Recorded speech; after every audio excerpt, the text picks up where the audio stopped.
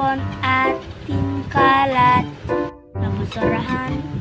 sa basurahan, itapon ating kalat.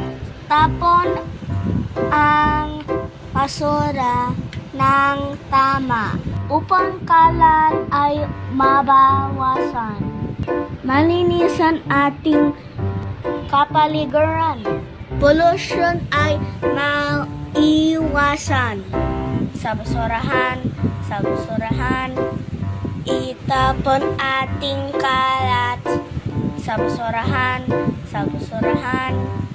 itapon ating kalat. Suray pag-iwalayin, nabubulok man at hindi. Mga basurang maggamit pa din. Lahat ito dapat paghiwalayin. Sa basurahan,